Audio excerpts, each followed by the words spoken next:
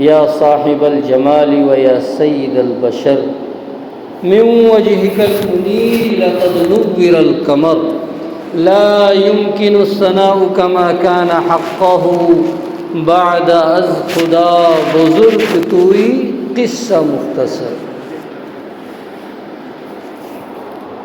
میرے بھائیوں اور دوستوں، جہاں نبی اکرم صلی اللہ علیہ وسلم کی مدحت ہم مختلف انداز کے اندر مختلف طریقے سے بیان کرتے ہیں، وہاں ایک طریقہ یہ نعتیہ طریقہ بھی ہے، اور یہ کوئی آج کا طریقہ نہیں ہے۔ ایک صحابی گزرے ہیں حضرت حسان رضی اللہ عنہ، انہیں اللہ کے حبیب صلی اللہ علیہ وسلم حکم فرماتے تھے کہ میری مدحت بیان کیجیے، تو اپنے ان اشعار کے اندر نبی اکرم صلی اللہ علیہ وسلم کی مدحت بیان کرتے تھے، فرماتے تھے خلقت مبرعا من کل عیب کانک قد خلقت کما تشاء،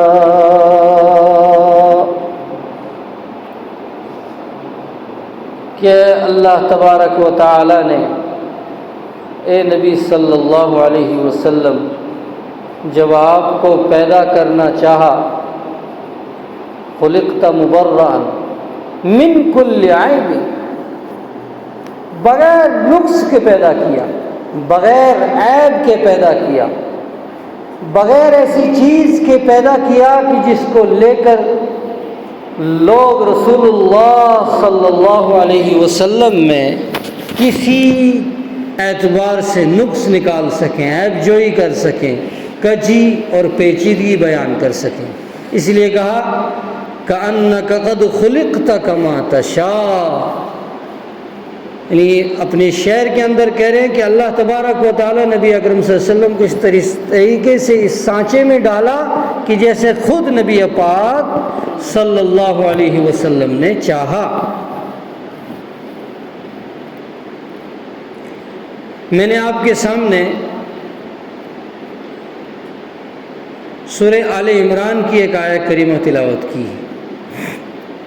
اس مختصر سے وقت میں اس آیت کریمہ کو اور اس آیت کریمہ کے مدعا اور مقصد کو سمجھنے کی توفیق اللہ تبارک و تعالی ہم سب کو عطا فرمائے۔ لقد من اللہ علی المؤمنین اذ بعث فیہم رسولا من انفسہم یتلو علیہم آیاتہ ویزکیہم ویعلمہم الکتاب والحکمہ وَإِن كَانُوا مِن قَبْلُ لَفِي ضَلَالٍ مُبِينٍ۔ اللہ کہتا ہے کہ مومنین پر میرا احسان ہے، اِذْ بَعَثَ فِيهِمْ رَسُولًا مِّنْ أَنفُسِهِمْ، کیوں مومنین پر احسان ہے؟ کیونکہ اللہ تعالیٰ نے ہم ہی میں سے ایک شخص کو چنا، ایک ذات کو چنا، وہ ذات جو تمام ذاتوں سے بلند، وہ نام جو تمام ناموں سے بلند، وہ شخصیت جو تمام اشخاص سے بلند، نام نامی اسم گرامی میرے اور آپ کے آقا محمد عربی صلی اللہ علیہ وسلم، رسولا من انفسہم۔ اللہ کہتا ہے میں نے ان میں سے ایک شخص چنا، ایک انسان چنا۔ کیوں؟ وہ کیا کرتا ہے؟ یتلو علیہم آیاتہ، میں ان آیات کا ترجمہ کر رہا ہوں، وہ میری آیات ان کو سناتا ہے۔ نمبر 2 ویزکیہم، اور ان کا تزکیہ کرتا ہے، ویعلمہم الکتاب والحکمہ، اور اس کتاب کی تعلیم اور حکمت اور عقل مندی اور دانائی سکھاتا ہے۔ کیوں؟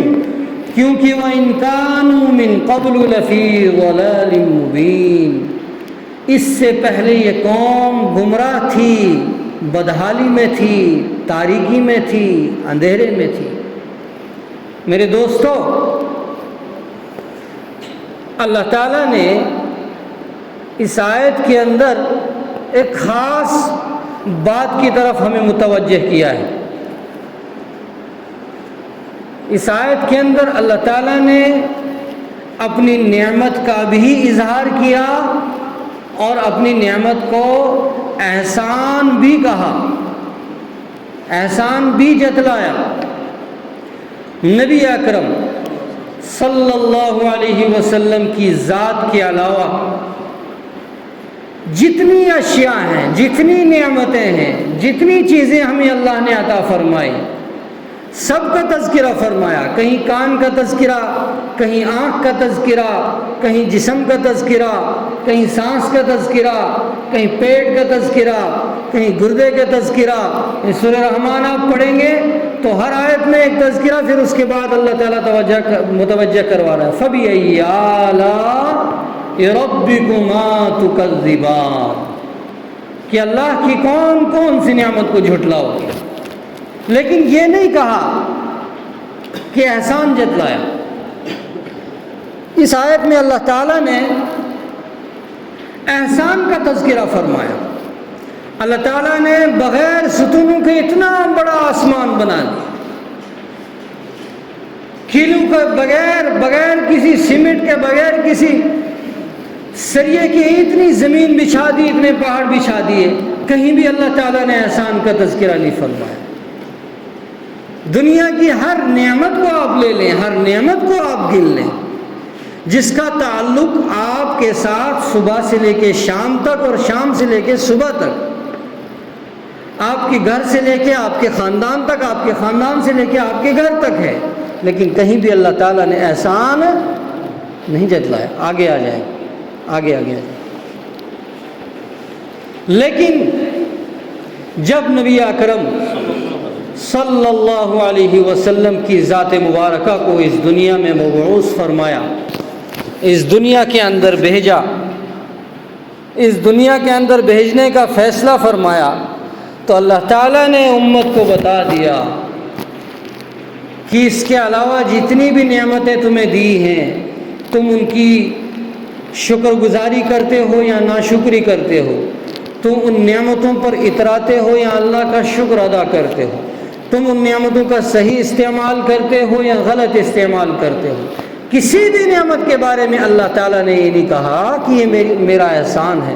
لیکن جب پیارے آقا صلی اللہ علیہ وسلم کی ذات کو اس مہینے کے اندر، اور اس مہینے کی 9، 8 یا 12 3 تاریخ بتائی جاتی ہیں، 9، 8 یا 12، بہرحال اسی مہینے میں نبی اکرم صلی اللہ علیہ وسلم کو مبعوث فرمایا، تو کہا میرا یہ امت پر احسان ہے، میرا یہ انسانوں پر احسان ہے۔ کیوں احسان ہے؟ احسان کی وجہ، نبی اکرم صلی اللہ علیہ وسلم کی ذات اس دنیا میں مبعوث ہونے سے پہلے آپ دیکھ لیں، ابھی نبی اکرم صلی اللہ علیہ وسلم کی ذات اس دنیا میں نہیں آئی تھی، تو انسانیت کا نظام الٹا تھا، دنیا کا نظام الٹا تھا، معاشرے کا نظام الٹا تھا، تمدن کا نظام الٹا تھا، معاشی بدحالی، علمی بدحالی، مذہبی بدحالی، عقیدے کی بدحالی، انسان سینکڑوں اور ہزاروں کو دن میں پوجتا تھا۔ لیکن جب نبی اکرم صلی اللہ تعالی علیہ وسلم تشریف لائے تو اس ساری تاریکی سے نکال کر، اس ساری برائی سے نکال کر، اس سارے ظلمات سے نکال کر، اللہ تعالیٰ نے نبی اکرم صلی اللہ علیہ وسلم کے ذریعے سے احسان فرما کر، پیارے نبی نے ہم پر یہ احسان فرمایا کہ اس ظلمت سے، اس تاریکی سے، اس جہالت سے نکال کر نور کی طرف لائے۔ سب سے بڑا فقدان انسانیت سوز کام جو ہوتا تھا نبی اکرم صلی اللہ علیہ وسلم کے آنے سے پہلے، وہ یہ تھا کہ عورت کو جینے کا حق نہیں، عورت کو جینے کا حق نہیں۔ عورت پیدا ہو جاتی تو پیدا ہوتے ہی اسے زمین کے اندر گاڑ دیا جاتا تھا، زندائی زمین کے اندر دفنا دیا جاتا تھا۔ اس عورت کو یہ جو آج میری ماں اور بہن اپنے گھروں میں رہ کے بازاروں میں رہ کے نبی اکرم صلی اللہ علیہ وسلم کے اس احسان کو تار تار کر رہی ہے.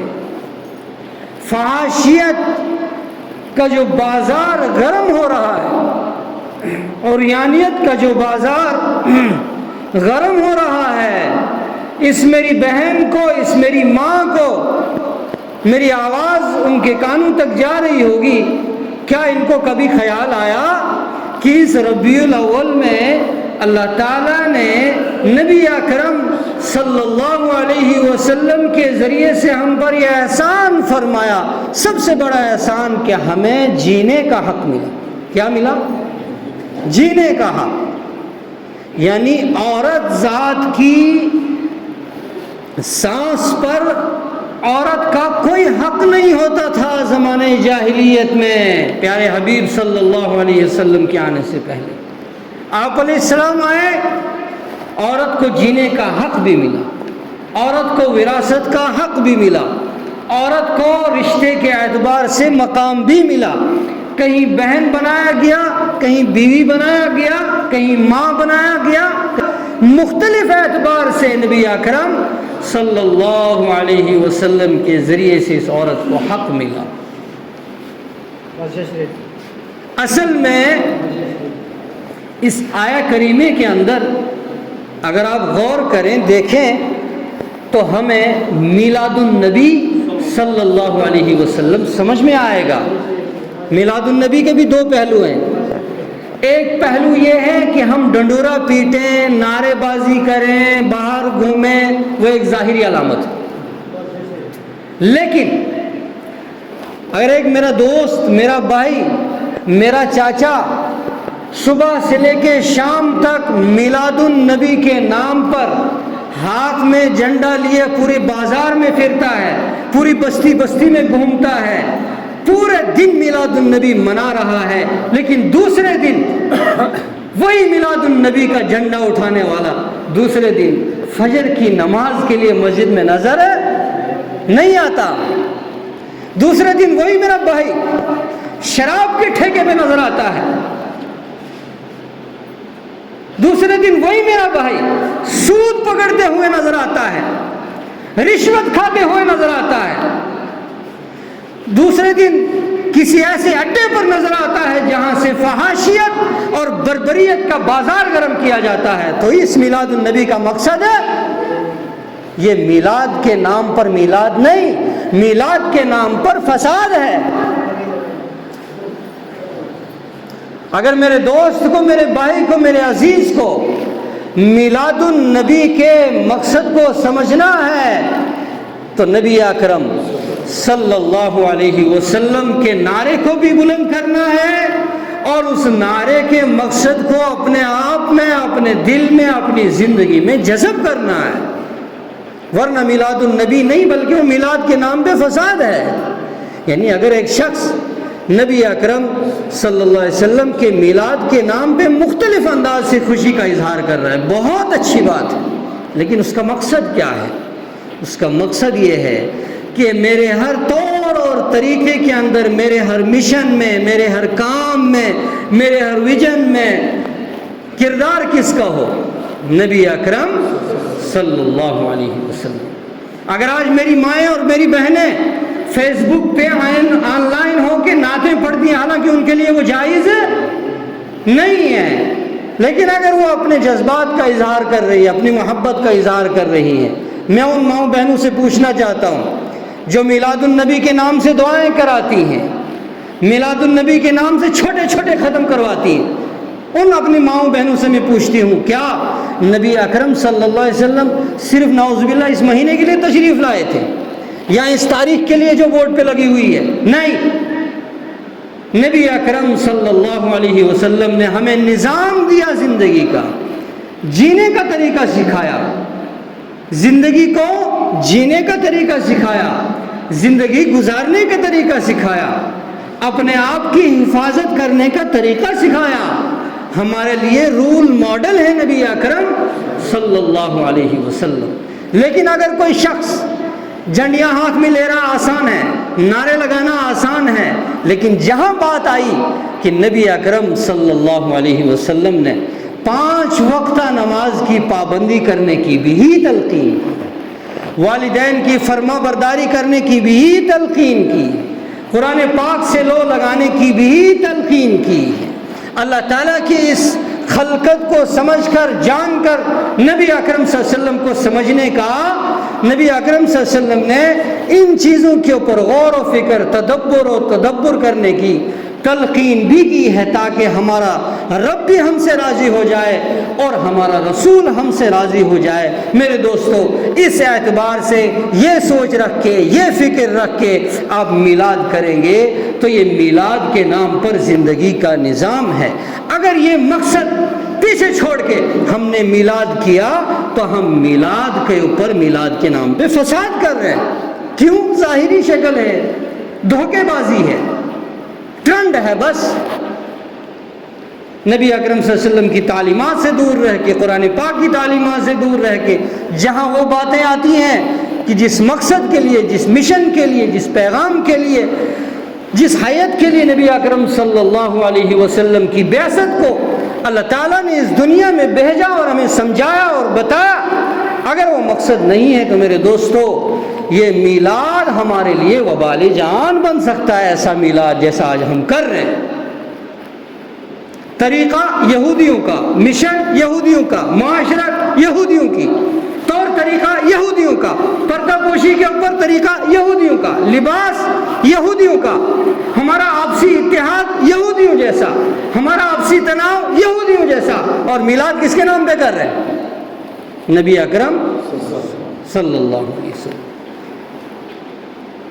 غور کرنے کی بات ہے، سمجھنے کی بات ہے، ٹائم کم ہوتا ہے۔ اللہ تبارک و تعالی ہم سب کو میلاد نبی صلی اللہ علیہ وسلم کو سمجھنے کی توفیق نصیب فرمائے، میلاد النبی کے مشن کو سمجھنے کی توفیق نصیب فرمائے، میلاد النبی کے مقصد کو سمجھنے کی توفیق عطا فرمائے۔ سوچیں، غور کریں یہاں سے جا کے اپنے گھر پہ۔ نبی اکرم صلی اللہ علیہ وسلم اس دنیا میں آئے تو بہت ساری چیزیں ہیں جن کا تذکرہ کر کر کے آپ کے سامنے میں یہ نہیں بتا سکتا کہ میں اس کی تکمیل کر سکتا ہوں، لیکن اس سارے مقصد کو پسے پشت ڈال کر حلوے بانٹنا، شربتیں بانٹنا، اتنا ہی میلاد نہیں ہے۔ یہ میلاد اتنا ہے کہ آپ سمجھ نہیں سکتے۔ آپ کی زندگی کے ہر پہلو میں میلاد نظر آنا چاہیے۔ میلاد کا مقصد ہماری زندگی کے ہر پہلو میں میلاد، ہماری زندگی کے ہر پہلو میں میلاد نہیں ہے تو میلاد کے نام پہ ہم خود ہی کیا بنا رہے ہیں؟ فساد بنا رہے ہیں۔ کس کا فساد؟ اپنی زندگی کا فساد۔